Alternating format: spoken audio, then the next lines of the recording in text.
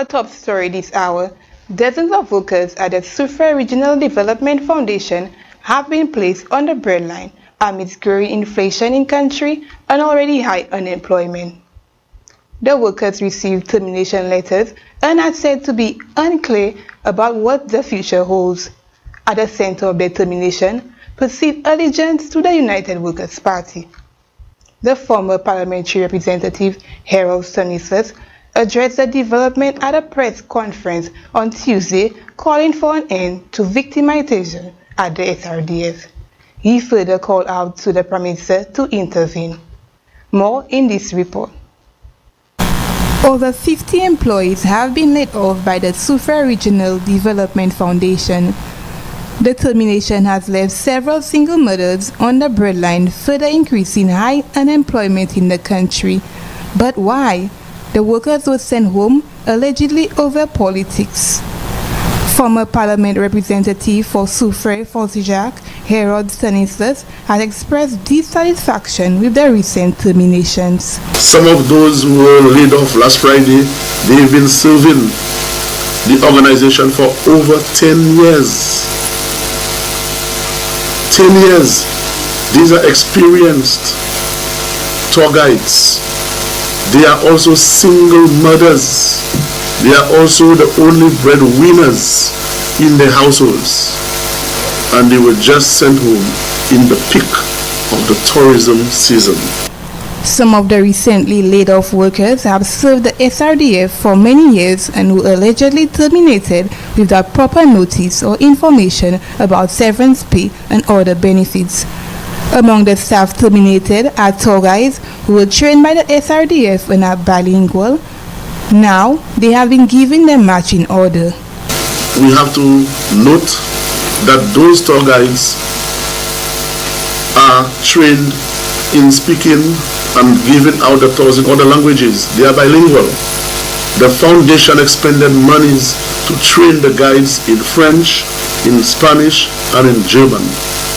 And we have all those nationalities flocking to our shores, whether it is by cruise ships, by yachts, by power boats, or as stay over tourists at the hotels. And today, they have been sent home in the peak season. And the question is why, ladies and gentlemen? Why at this time of the year? Efforts to contact the Sufre Regional Development Foundation for comment were unsuccessful. The fired staff are now in search of a new paycheck and fair closure from the former employer. From the GVD News Desk, I am Tammy Frederick reporting. The Nobel Laureates Festival Committee and the Castries Constituency Council hosted a special activity on Tuesday, January 23rd at Constitutions Park in Castries. In celebration of St. Lucia's two Nobel laureates, Sir Arthur Lewis and Honorable Derek Walcott. The first ever Nobel Laureates Day Festival coincided with the birthday of the two laureates and brought vibrancy to the capital city. Michaela Charles Noel reports. January 23rd marked the 109th birthday of Sir William Arthur Lewis, who won the Nobel Prize for Economics in 1979. On this day, 94 years ago, Honorable Derek Walcott was also born, and he would later win the Nobel Prize for Literature in 1992. On Tuesday, their work and teachings took center stage at Constitution Park in Castries for the first ever Nobel Laureates Day Festival. A total of 8 schools participated in the festival, showcasing St. Lucia's rich and diverse artistic culture. Creative Director and Cultural Advocate Dalia Fassois says, Nobel Laureates Day should remain etched in the memory of all St. Lucians. It was the first time, so we had about 8 schools for the first time. So which means it could only grow. And what happened as the public passed by and we said the birthday, oh yeah, the birthday. So I think it's something that we'll continue to do, we'll draw on. Because most times the birthday, the day itself is not celebrated. So we fit ourselves nicely. The Nobel Laureate Committee and the Castro City Council will come together to sell every 23. Sir William Arthur Lewis and Honorable Derek Walcott, two distinguished sons of the soil who have brought St. Lucia great acclaim. The island is recognized globally as having produced the most Nobel laureates in the world per capita.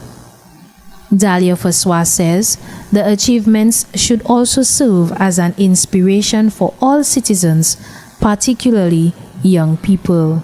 I'd like them to know that they too can excel, could be a Nobel laureate. They can excel in any genre, in any genre, and the skills that they have. It's a time to celebrate it, to be excellent, to strive for excellence in anything that they do. Our youth, in music, whatever it is they decide, this is a platform, this is the encouragement, this is the legacy that we'd like to keep in the minds of our St. Lucian public. The inaugural Nobel Laureates Day Festival targeted the youth with a view of inspiring the next generation of laureates. Organizers say they hope to stage the event even better next year. From the GVD News Desk, I am Michaela Charles Noel reporting. St. Lucia has been selected as a host country for the annual General Assembly of the Caribbean Organization of Tax Administrators. Established in 1971, COTA aims to improve tax administration within the Caribbean community, promote regional tax cooperation and harmonization, as well as foster closer collaboration with other tax organizations within the region and the rest of the world. More in this report from Glenn Seaman. The Executive Council of the Caribbean Organization of Tax Administrators, COTA, met in St. Lucia to discuss plans for the annual General Assembly and Technical Conference, scheduled for July 2024. Evelyn Wayne, Director for Economic Policy and Development at the CARICOM Secretariat and Executive Secretary of COTA, said issues and solutions relating to the impact of the international tax agenda on Caribbean jurisdictions will feature at the conference. COTA is a regional organization whose membership comprised 20 tax administrations from CARICOM member states, with St. Martin being the only observer within the grouping. The purpose of COTA is to improve the efficiency of tax administrators within the community.